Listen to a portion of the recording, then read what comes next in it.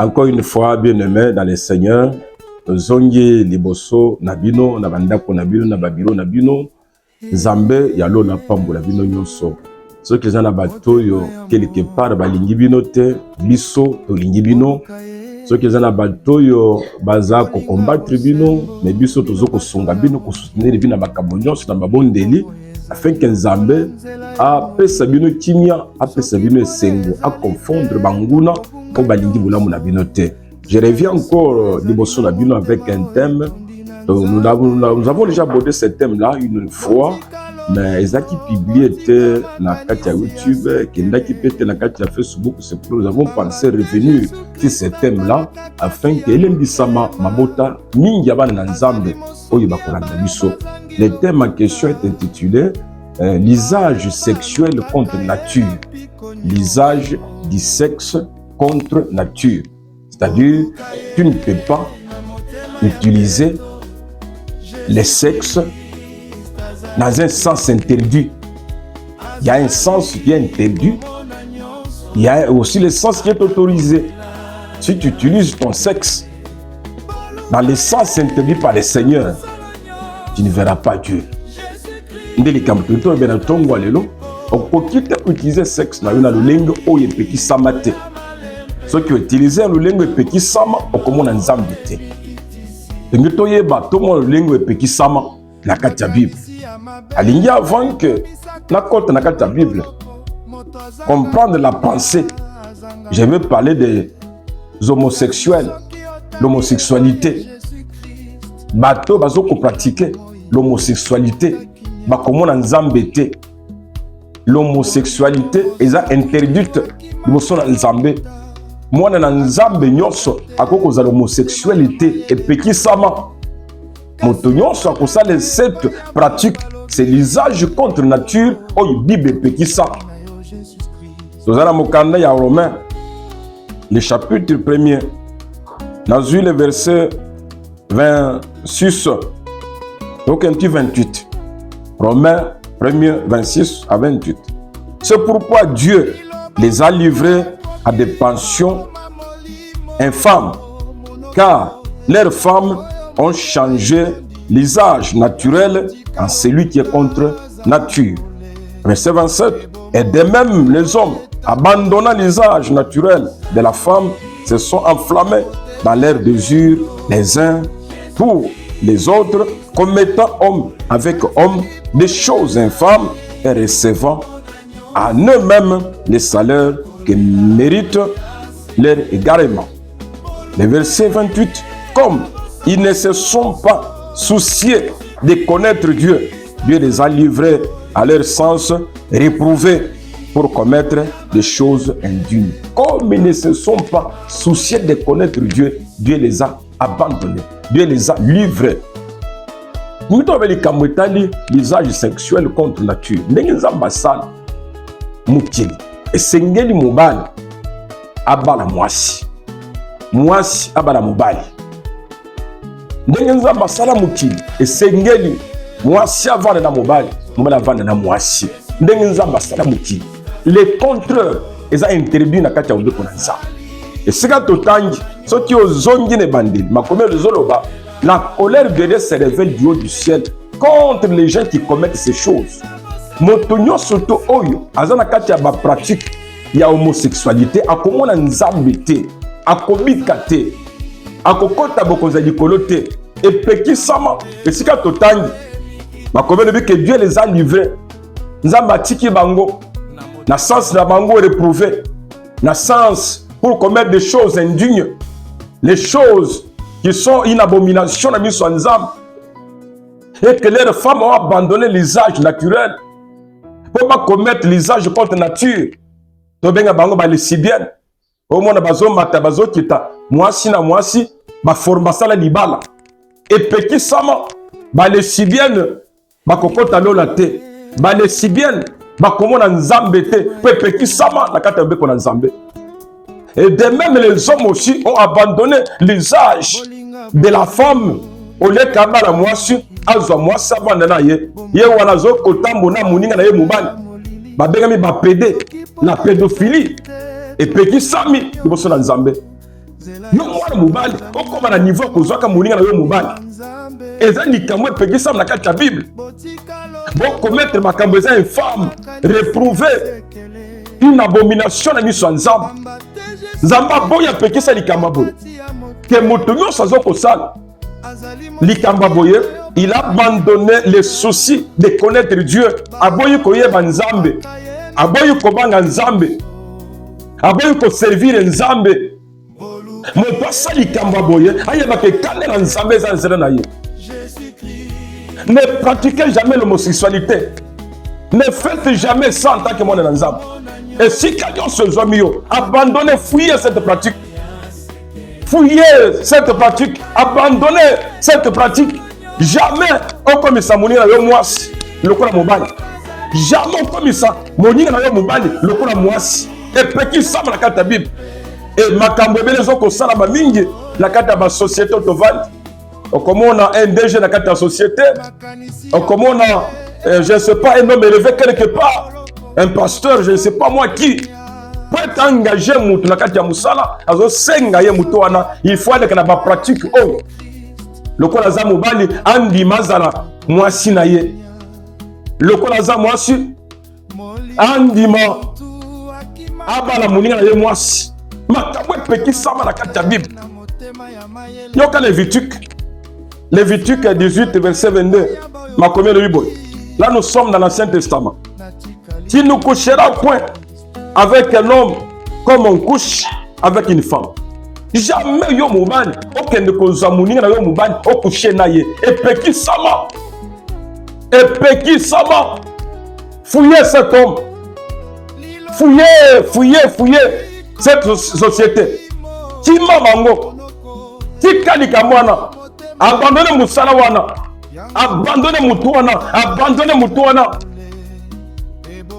Bato ya kisi makambo bozo sala boko samba liboso na Nzambe. Bato ya Satan makambo bozo sala boko samba liboso na Nzambe. Vous ne combattez pas les hommes, mais vous combattez Dieu. Mokolo mobeko. Et peki sama, tu ne peux pas coucher avec un homme comme on couche avec une femme. C'est une abomination devant Dieu. Et peki sama.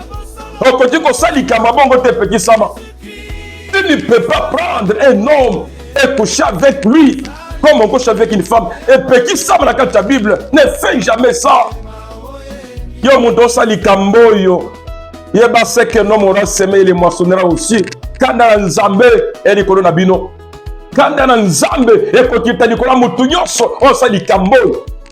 Bande na Romains chapitre 1er verset 18 aux autres, la colère de Dieu se révèle du haut des cieux. La colère de Dieu descend du ciel contre les Matosa Makambo qui abandonnent l'usage naturel pour faire l'usage contre nature. Oh, Nzamba peki ça, ne fais jamais ça. Oh, yozo salo kubuka, liboso na Nzamba. Yeba qu'en faire les autres la motonyoso, oh, celui qui abandonne l'usage de la femme, akamata bana ya bato mibali, batata moko ya mibali, akomisa bango basina bango, à cause de la gloire à Mouki. Vous combattez la loi de Dieu. Lorsque Satan a yaki na même politique, oh, il n'a qu'à t'aider. Il y a que égarer mon temps, combattre la volonté de Dieu, à combattre, oh, Nzamba lingi. Politique à combattre, est-ce que Nzamba peut ça qui vient que bon dia tembo mawana? Eh, bon dia yango. Nzamba bombela kibino makanisi ya malam.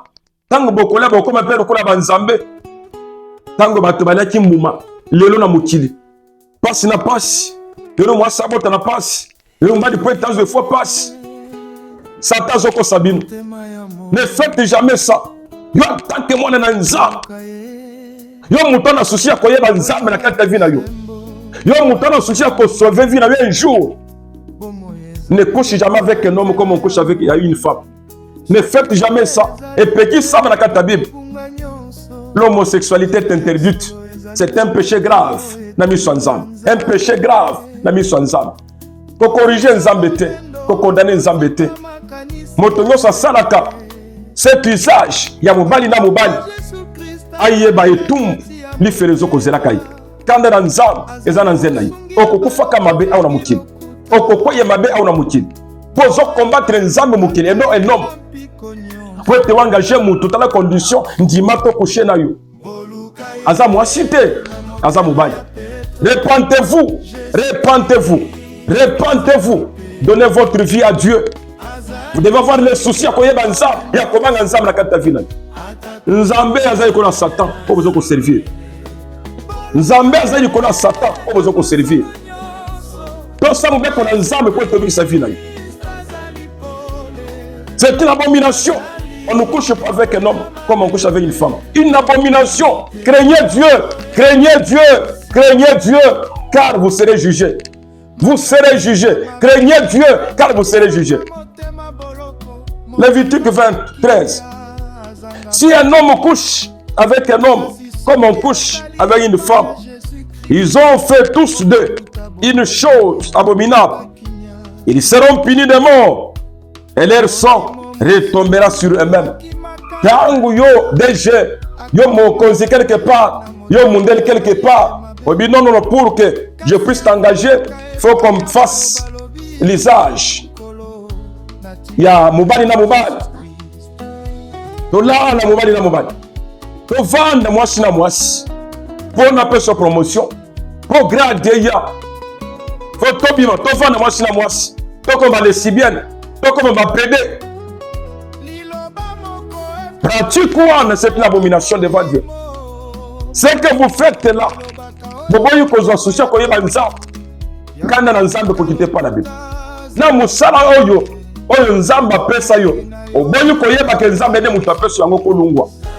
Okoko na kata musala wana. Okozwa shit na kata musala wana. Ozo bebi saka génération ya bana bana. Kaka poko me célèbre. Oyeba na mukili. Obe na mutu moni na mukili. Mais ce que tu fais là, evandi sabi na voix pureté. Et où tu na voix pureté, célébrité ou en élévation, richesse. Et où tu na pureté te. Nambindo, et où tu na moulili, na makambe peki sam na miso nzambe. Ne faites pas ça, bien-aimés. Banga nzambe, sinon okokufa. Na mukana Jude chapitre 1 verset 7. Que Sodome et Gomorrhe et les villes voisines qui se livrèrent comme et à l'impudicité et à des vices contre nature sont donnés en exemple, subissant la peine d'un feu éternel. La sodomie, kobanga nzambe, la loi de Dieu. Et c'est pourquoi nzamba tombaki Sodome na Gomorrhe. Batunyo surtout oyo bazoko pratiquer l'homosexualité, ils ne seront pas sauvés.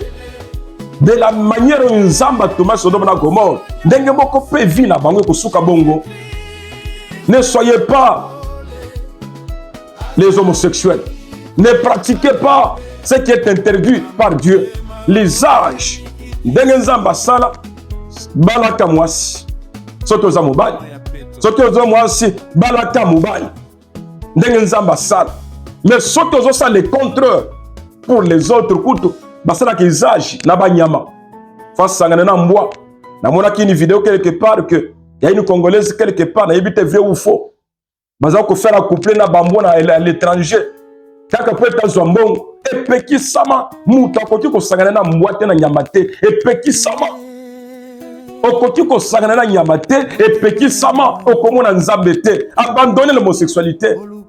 Bamboka nyonso oyo bazoko voter ba mibeto. J'ai même entendu, je ne sais pas vrai ou faux, qu'il y a une église qui aurait venu autoriser célébrer le mariage religieux. Il y a mwasi na mwasi, mbali na mubali.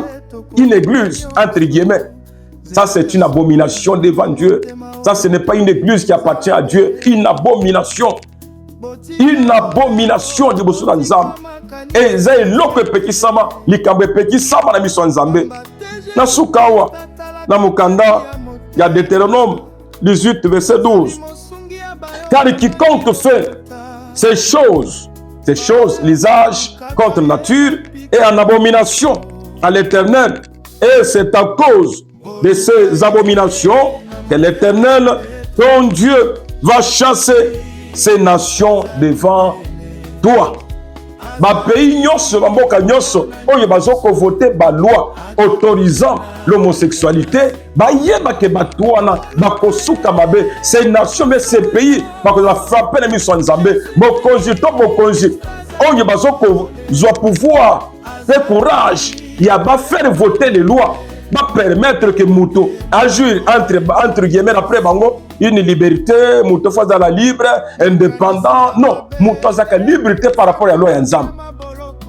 Mouto a la liberté. L'homme n'a jamais été indépendant ni libre vis-à-vis de la loi de Dieu. Nous sommes tous soumis à la loi de Dieu. L'homme doit se soumettre à ce que Dieu dit, à ce que Dieu veut. La crainte de Dieu, c'est faire ce que Dieu veut. Et ne pas faire ce que Dieu n'a pas autorisé. L'homme n'est pas libre. L'homme est lié à celui qui l'a créé. Ne touchez jamais à ça. Bon, ça là, mais jamais ça. Jamais ça. Au sang sans autre. Il y a mobali na mobali peki sam. Au sala yangote. Boya musala wana. Boya mokonzi wana. Boya motonyo sozo ya pratique wana. Boya ye. Kima kabona mutuan. Aïdami on a ba sens réprouvé. Bon commettre ba acte infâme, d'abomination na biso nzambe. O peki sam.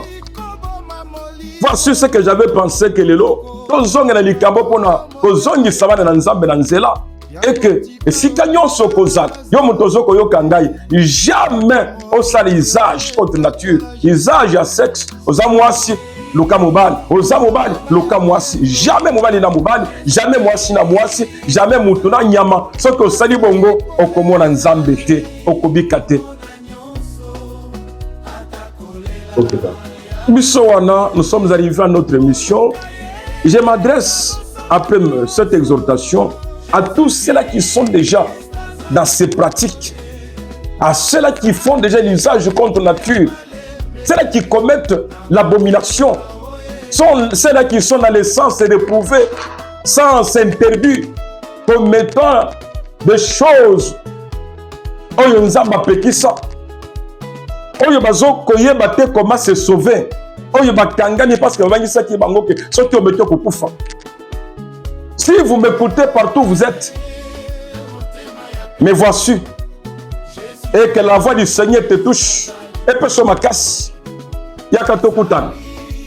Soki osi makasi, yako yako kutana ngai te, yamba Yesu sikoza.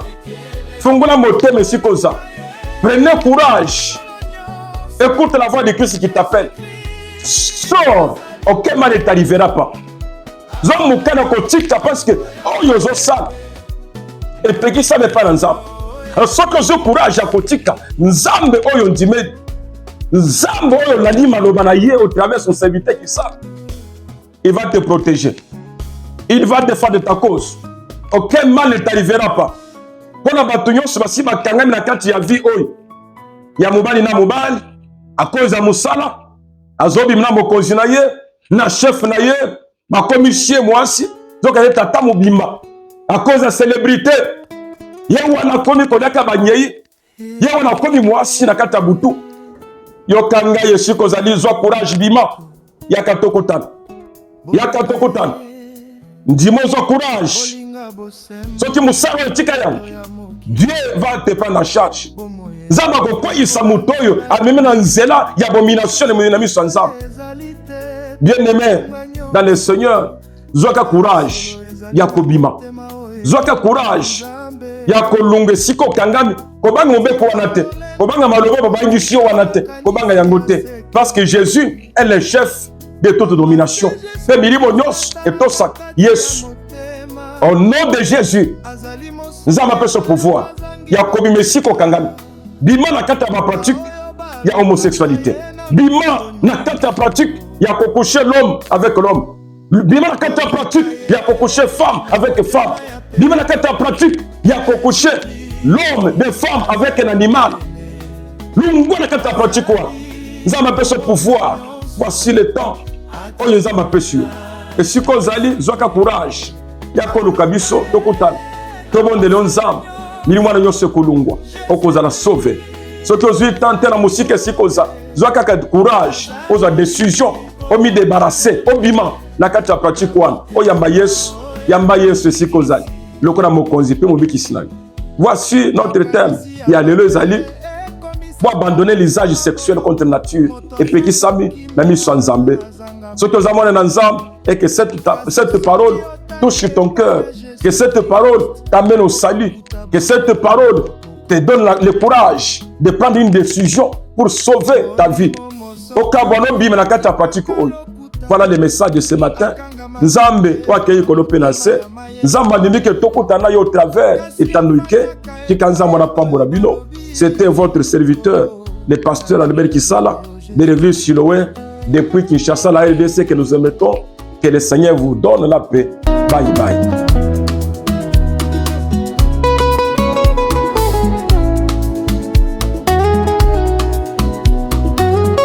Liloba moko epoki koboma molimo monoko elobaka oyo motema etondi yango tika lokuta zala pole ebomoi na yo etatola Jésus-Christ na motema ya Petro